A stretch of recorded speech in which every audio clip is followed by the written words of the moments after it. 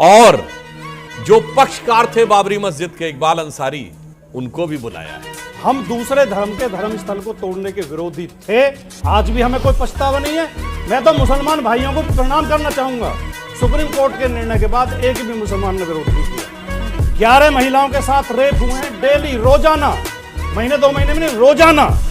Rape के बाद 92 बेटियों की हत्या हुई है 2022 में, यानी कि हर तीसरे दिन एक बेटी की हत्या की गई है रेप के बाद। क्यों ये माना जाए कि आपकी सरकार जो है वो राम राज्य लाने के मॉडल पर ही काम कर रही है?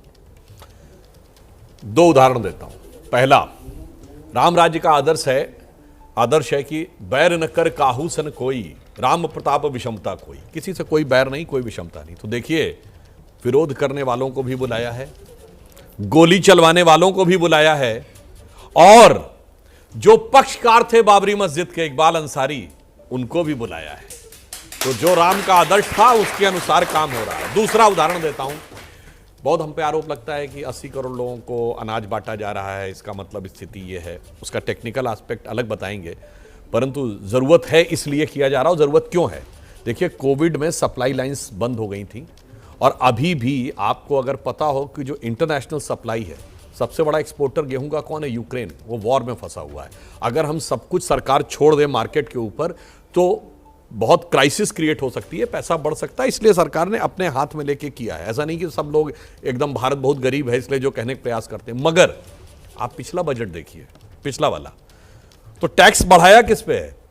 जेम्स एंड ज्वेलरी पे, यानी हीरे जवाहरात, ये वो जो बहुत उच्च धनी लोग पहनते हैं।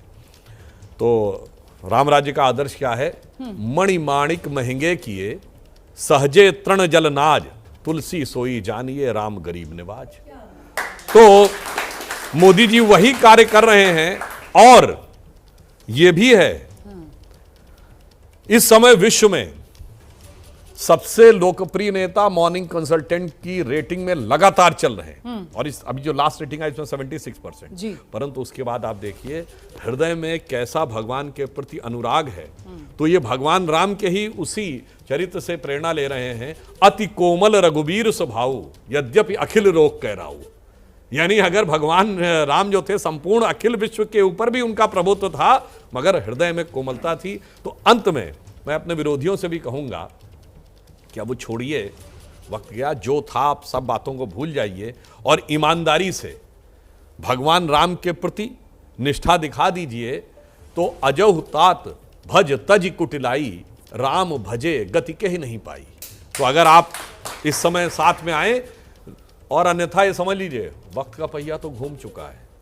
काहे कि हुई है वही जो राम रचि राखा, बहुत दिन ही रोकिन साखा।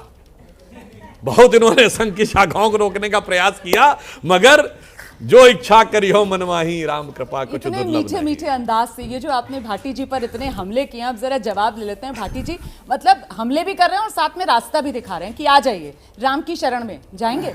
अभी आप सुधांशु जी से पहले माननीय प्रधानमंत्री जी की बाइट सुनवा रहे थे, उनका कार्यक्रम दिखा रहे थे कि चाबी सौंपी मकान की जी।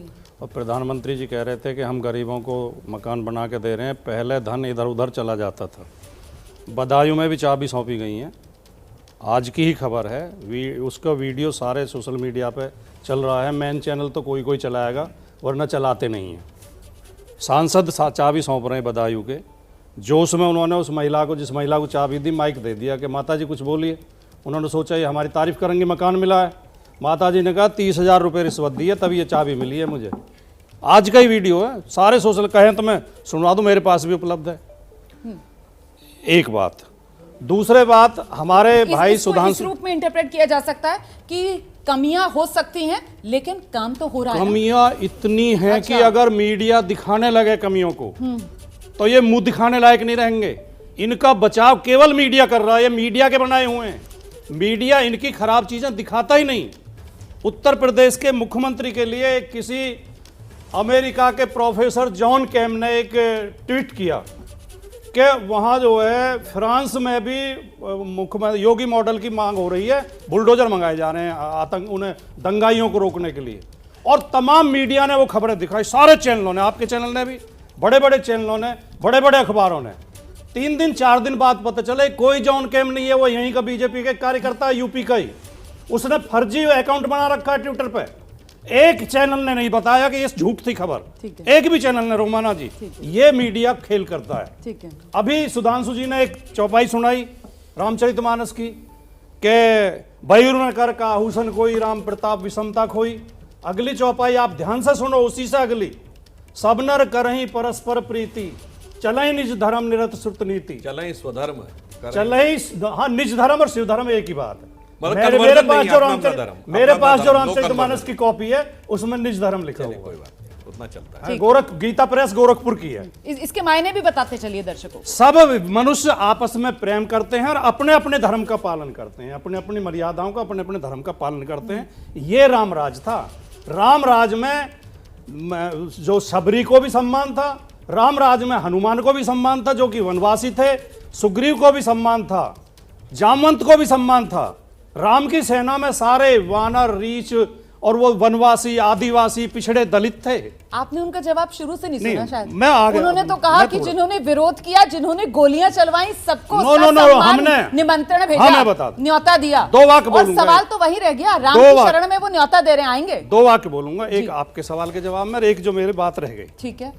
हमने कभी राम मंदिर का विरोध नहीं किया, जिम्मेदारी के साथ बोल रहा हूं। हम दूसरे धर्म के धर्म स्थल को तोड़ने के विरोधी थे, आज भी हमें कोई पछतावा नहीं है। यह देश संविधान से चलना चाहिए, कानून से चलना चाहिए। सुप्रीम कोर्ट में जब मुकदमा था, हमारी शुरू से नीति थी, हमारे पुराने बयान आप उठा के देख लीजिए कि या तो आपसे ये फैसला आपसी सहमति से हो या सुप्रीम कोर्ट पर छोड़ दिया जाए।